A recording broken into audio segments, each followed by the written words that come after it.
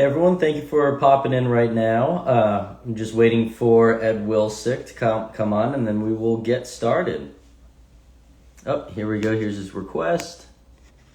Go live.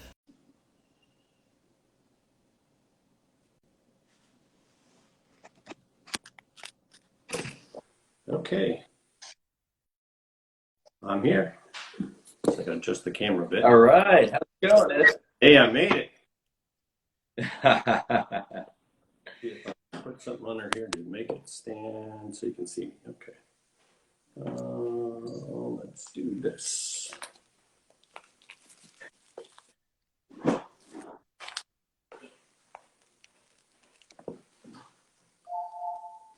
Yeah, I'm gonna do it another way. Let's do this. There we Trying go. to figure it out so I could get a picture right, so I think I did it. Okay, there we go. Hi, Tanner. Hey, so just to let all of our everyone who's popped on already know, this is Ed Wilsek of Wilsek and Company, and he won first place in North American Mined Gemstones. So it was actually tied for first, I want to say, but still first. And yeah, this was actually this was our first time ever rolling out this category. We were getting tons of requests for us to do just a North American gemstone category for cutting edge. And yeah, you were the first place winner. There we go. A lot to say. Yeah, that's fantastic. So very excited about it. Yeah, so congratulations. And just so that people know what it was that won, let me just pop up the picture that we have here. So it was this guy, which is a 35.43 carat oval faceted spectrotite garnet from Virginia. Correct. So, I mean, I guess we could just dive into so tell me about this piece, actually. I've got it up. Yeah, it's a rare stone for a couple reasons. Size, coming from Amelia, Virginia, it's very unique. There's not a lot of large stones, if there are many at all. Over 30 carats. I know of a couple that I've seen pictures of from a couple of museums. I have not seen one larger that is this quality. I've seen one that is in New York that's 90 carats, but it's almost opaque. So really, it's a very different type of material. So it's the color of this one that really gives it the color and the transparency. Yes. Right. So and it's kind of an interesting story behind it. Yeah, let's hear it. Piece of rough was found in 1960 approximately, and it was picked up off a tailings pile. And the interesting part of this is that, rare and fine stones come from, what I would say, not basic and ordinary mines, but really it was a mine that was designed, they were trying to mine garnet for abrasives. So to have someone find something like this, that right, is a pretty rare thing. So that being said, it was cut in 1976. And it's been tucked away safely ever since. And, it seemed like the time for this to be seen. Again, I don't know of one anywhere that's this quality, this size, which makes it unique. And the fact that you had a contest this year for the American Mined Gemstones seemed the absolutely perfect time to pull that one out. And so now it's not only the largest one that I am aware of, faceted of this quality. It's also the first place winner and tied for first place winner in the first North American Mined Gemstone contest. So that makes it kind of a double treat. Yeah, so, no, it definitely was it tucked away in your vault since 1976 or someone else's? It was tucked away in a-hole. Say that. Gotcha. So anyway, stone's beautiful. Yeah, it was. I mean, I remember holding it, and at least from our office when we got it, I saw it, and I'm not the GG in our office, so I was like, oh wow, this is, big and orange, like, pretty cool. I thought, like, must be a special type garnet, and, we checked it. But then once our GG, like, in our office, so Doug, our CEO, saw it, he was just baffled by it. The rarity, called us into the office just to talk about how incredible this gemstone was, and said it was like museum worthy. And so it's just it was interesting on our end to be like, I thought it was spectacular, but I didn't know the significance behind the rarity, that it was from the US. And right. And a lot of dealers that have been around a long time know that. And it's kind of interesting because, you try to create, got a letter of provenance on the stone. And, dealers, separate from laboratories, kind of know things that labs can't quite document. So they kind of get what it is, where it's from. So the savvy ones are really on top of that. And it was interesting trying to create a path of provenance for the particular material. And I talked with, I believe it's Chris Smith at AGL. And he said, I can't write a cert on the origin because I can't say that specifically that, even though most everybody, in the trade agrees that's where that material's from. So, my path at that point was like, what I probably could do. I know that there's some pieces, plenty of rough and things like that some of the museums have, that I know that they could lend to AGL. AGL could then maybe put together a letter of comparison of assumed origin or types of material that had similarities in chemical makeup. So you have a clarity on exactly where this came from. So, but that being said, I don't think there's any doubt about it, and I think everybody who's seen it has been excited about it too, because this is a historic stone. There's no other this size, and for it to be not in a museum and in someone's hands, that's a fantastic thing to do and see, and for you even to experience, because I know you're not, you haven't been around like we've been around. My son by far. And so anyway, it's just it's been a lot of fun, and I really appreciate AGTA and what they're doing to promote colored stones. Oh, well, thank you. Yeah, thank you for entering the contest. So you say, it's not in a museum, but it's in your hands. What are your plans to do with it next? Maybe this is kind of an opportunity to tell people a little bit about your business and what your kind of your goals are maybe with this. Well, with this in particular, it's available for someone to have in their collection. The right home, and everything else lining up about it, it would be available. I think the interesting thing about this is because of what it is, where it's from, and its size, because it is 35 carats, this type of stone also appeals to the mineral dealers, because why not? I mean, it's big enough. The stone by design was cut for weight. I didn't ever consider, I think I put it on my entry form, I don't expect this to win any sort of cutting award. But when David Baker told me this year that they're having this category, I said, well, this is kind of a no-brainer in my opinion. There's a lot of American gemstones out there. There's a lot, there's a handful of really, really rare ones. But you take the rarity and you take the size, I thought for sure this would have a really good chance of winning. So yeah. And to make you feel a little bit better, that was also the most entered category too. So clearly people were, we're wanting this category, North American Mined Gemstones for this competition. But yeah, it was the most entered too. So that's got to make you feel a little bit better. Yeah, it's like, and I'll tell people that, this isn't about me. I just happen to be the one that had the opportunity to bring it to light so people can see.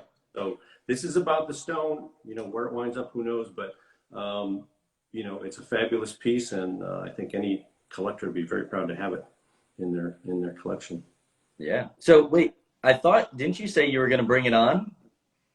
Bring it on. You have the actual physical piece. Let's take a look at that. All right, so that is 35 carats right there. Right. Not quite as big as my nose, but that's a nice size stone. Bigger than my, it definitely is. Bigger than my Band-Aid. But it is a, it's a great orange. In the worlds of oranges, there's a little bit of, different colors mixed in, but this is a pretty pure orange. And the fact that it's not over dark, it's not sleepy, all huge pluses for this particular gemstone. Yeah, no doubt. Yeah. So, what else can I tell you, Tanner? So this was your very first time getting an AGTA Spectrum Award. Let's talk about, like, was this also your first time entering, or have you entered in the past? I have not. No, so it was your first time. First time. And again, I've always salivated in Tucson and Vegas, going by the cases with, these amazing stones that people cut, rare, large material, and, and also the pieces of jewelry that are just blow you away fabulous. So, I never had it in my mind that I would enter a Spectrum Award based on, what in my mind it takes to be a winner in those categories. So, but again, it just, with this one coming up, I said, well, you know what, maybe they'll not look so hard at the cutting and look at what it is and look at the rarity and size of it. And, that'll play a factor in how the judges decide to rate the stone. So Yeah. Very glad I did. So why this year, though? So you hadn't entered before. What kind of gave you that extra little push this year to? Sounds like you've had the stone for a little while. Yeah, I have, and it's been I've been cautiously guarding it. Haven't it hasn't been around too many places. It was just the right fit. Okay. It's like you want an American gemstone, and I did a little research on this. Book wise. George Coons, and there's a couple other people, somebody named Pagao from the University of Virginia. And actually there's in the journal, Mineralogical Society of America, there's articles from the 1800s about this particular mine. So it was kind of fascinating to read some of that. And, it's no longer active, and, I'm sure time has taken control of that, and it's buried. So the fact that you have a stone this size, and it's kind of a one and only. So unless somebody wants to go start digging up that mine again, with the possibility of finding something, but for the collector that says, well, I like it, I'm ready to go, then this is the stone for you. Nice. So, and it was also nice that there was a big pair of pear shapes in there. Yes, there were. Special garnet. So I think if I'm not mistaken, there was a piece of jewelry. Was it cufflinks or something that had spessartites in it? There was another one. Yeah. So there were, spessartite garnets. So I've been reading through some of the questions too while we've been talking right now. And so to everyone who's watching, this is a spessartite garnet. It is not a diamond or a sapphire, as other people have guessed at. But yeah, no, spessartite garnets during this competition were definitely, and I just wrote an article, it'll be coming out in the next our next Prism issue, but it was by far the most standing out gemstone this year, because I mean it's definitely a well-known gemstone, I would say, like at least within the trade, but in the Spectrum competition, it hasn't been largely entered in the kind of quantity it was this year, but also not just the quantity, but the spectacular, like I mean, we had the two pair ship that they just mentioned. Yeah, when best of show, and then we also had yours that was just absolutely, that was just amazing, and from the the United States, and also from winning our our newest category, and then we also had those cufflinks like you mentioned. Like, I just felt like this year Orange was just kicking off all over the competition, right? Which was fascinating to us, and I don't know why. Right. Well, you have the people in Tennessee that go crazy for that color, and we have some people in Gainesville that go crazy for that color also. So yeah, if you're a college person or an alumni, you might like that. I do have I see things coming up, questions and comments people have. So there is a GIA report on this that I had done in 19, and they call it spessartine garnet. So just for clarity, if anybody's wondering about that. Not a lot of elaboration on it, which I didn't expect. We tried to get them excited about it and maybe, give us a little bit more than just a basic description, but that's kind of how it is with some of the labs. They're conservative, and they need to be. I get it totally. Right. So, but I think the dealers also get it, that it's quite a piece. So that's that's Yeah. kind of the nuts and the bolts of it. So what's going to happen from here with that, I don't know. The exposure of this is going to be, I'm sure, create a lot of action on it, and I'm grateful for that. So, any of the other questions you want me to play into, or you want to ask me, or? I think a fun one that we got coming across was, what are your top three favorite gemstones? Top three favorite gemstones. Number one is cashmere sapphire. Just Really? Okay. I've been fortunate enough to have a handful of those come through my career since 1980. Tried to buy every one that I could that was, within line to buy, and they are. That's probably my favorite. But I always like the color orange, and orange in a true, orange color in my mind. It's a hard color to find. Yeah. You look at it, you try to find. I've seen some rare stones. I've seen an orange diamond that looked like this, back in the 80s in Chicago, and I've seen, obviously some Paraprasha sapphires and some orange sapphires and things like that. But to see this as an American sourced gemstone is just kind of off the charts in my book. So it's kind of hard to, how do you comp it? How do you figure it? How do you do all those things? Well, it's just, you kind of look at what's comparative and, kind of go from there. Yeah. Well. So, other things that I'm just going to look at your list of questions. Yeah. Well, so I would say then this year, I would say is one of the big questions I've been asking people. Yeah. Is so what has this past year been like for you and your business, and maybe some of the challenges that you've endured or how you're overcoming those?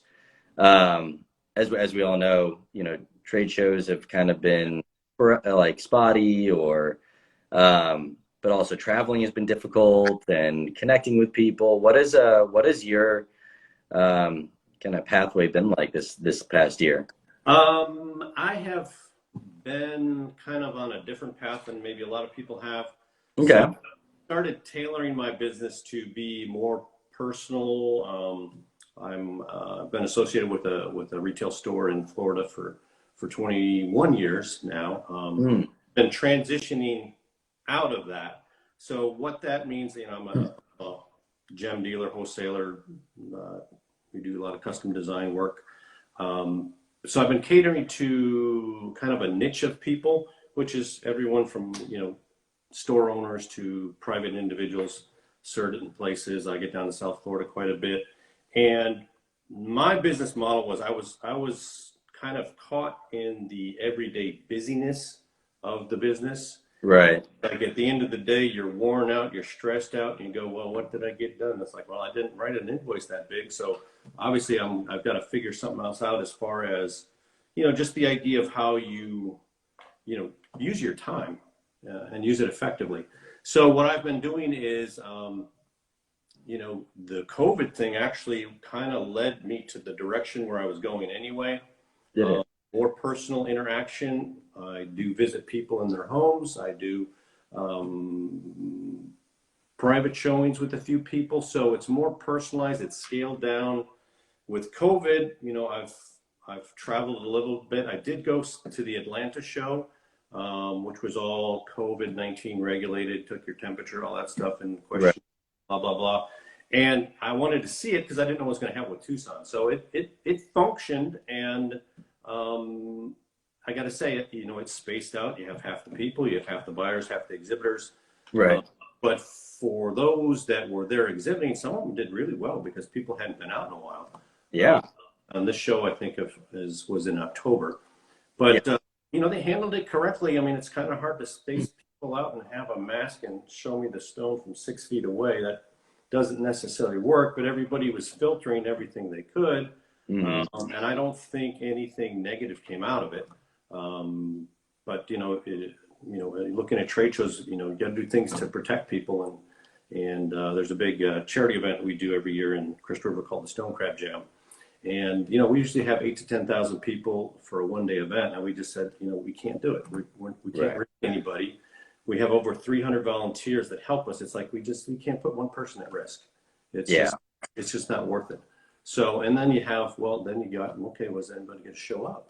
And, you know, you might have 25% or a third of the people that were going to be there, but you know, it's just a gamble. You don't know. I mean, it could be good, could be lousy, but you know, we couldn't regulate the crowd, so that's why we had to say no. Right.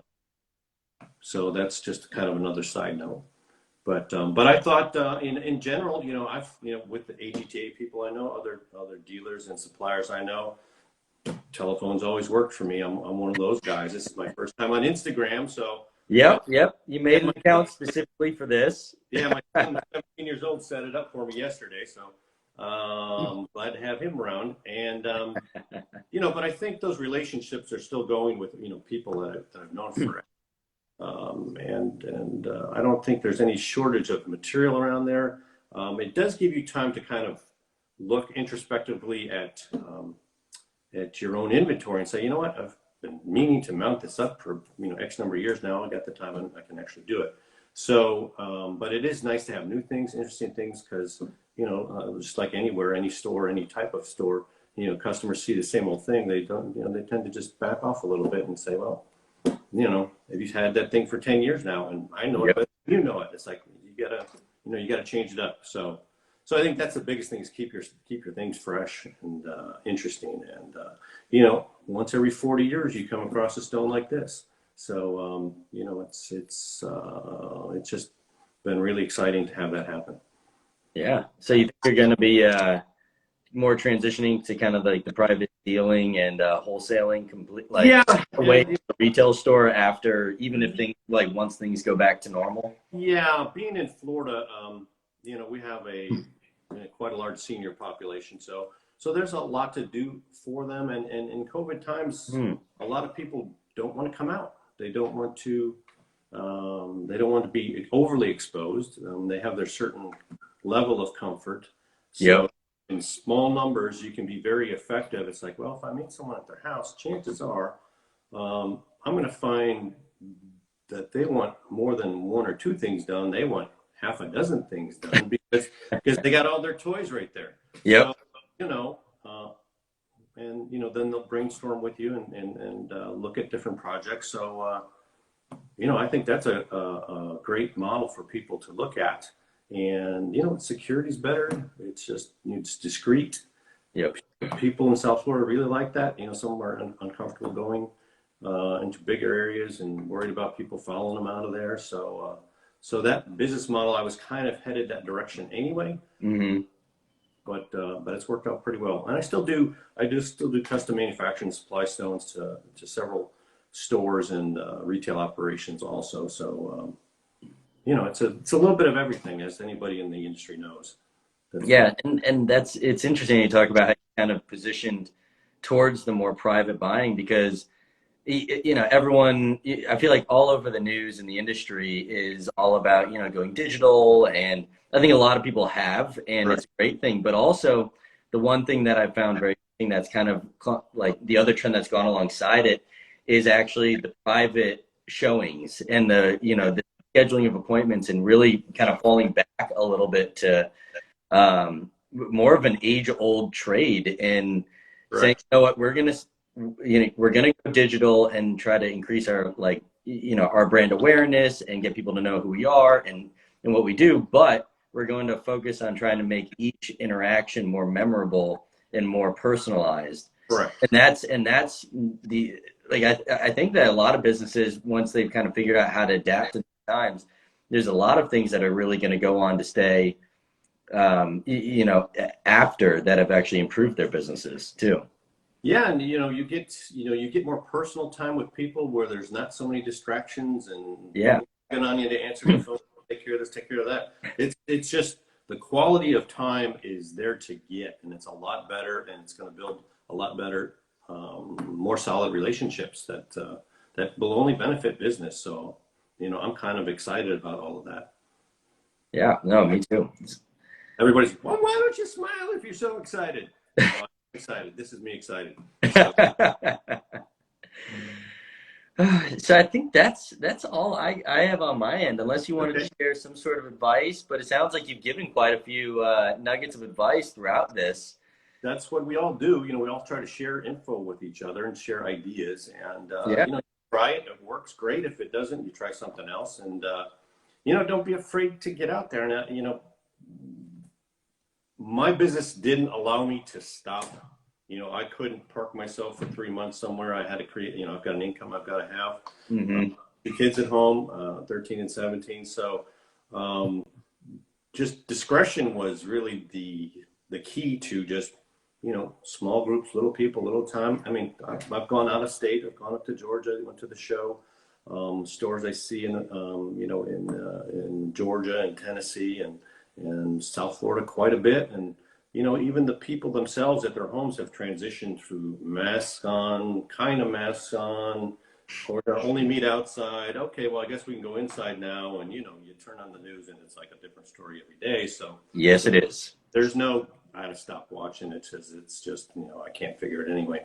But, you know, that being said, you know, I've been out, traveled around. I haven't, you know, I have done everything I'm supposed to. You know, I've got my little spray can of alcohol in the car and, you know, mask where I need to mask, and knock on wood, it's been okay. And did the same thing with my family for Christmas. Went to see my dad in Chicago, and we drove, made some stops along the way. You know, he hadn't seen the kids in 2 years, and it's like, you know, I'm not going to let this. You know, my dad's 83. I'm not going to let him not see his grandkids and go. Oh man, that was a bad idea. It's too late now. I'm not doing it. Yeah. You know, you got to live your life. So, and some of these, you know, seniors down, you know, I've got ladies that are 90 years old. They're still in the game, and it's like, you know, they're in a position that you know, that's fantastic. It's like, but you know, you don't get to tell them no. No. The ladies will not tolerate that. Just bossing us around. Exactly. And you got the ladies happy. So. Well, thank you so much for coming on, Ed. For everyone who's still watching, and if you missed the beginning when I introduced him, this is Ed Wilsek of Wilsek and Company. He was tied for first place in the North American Mined Gemstone category of our Spectrum competition, and it was actually the first year of us launching that category. And it was his first time entering and winning. So That was great too. yeah, congratulations, and thank you so much for coming on and doing this. And yeah, just hope that you stay safe over the next couple of months. And yeah, I look forward to hopefully seeing you in one of the upcoming shows. Yep, and hopefully they happen. I got my fingers crossed for them. I don't see why they can't, but you know, there's a lot of logistics to figure out, and I understand that. But at the end of the day, you want everybody safe, so Yep. you have to do. But Tanner, thank you again. Thank you to AGTA so much for the exposure and for the award. It's really heartfelt, and you know, that stone deserves every bit of that award. And again, it's not about me. It's about that being able to come to light that hasn't been seen in 40 years. So, you know, that's all good stuff. Yeah. Well, awesome. Thank you again. Yep. Thank you. And thanks for all those who joined us today. Yeah. Thank you. Yep. Yes. So thank you to everyone who's giving us some hearts right now. Yep. And we'll catch you next week. All right. All right. Thanks. Have a good one. See you. Bye. Bye.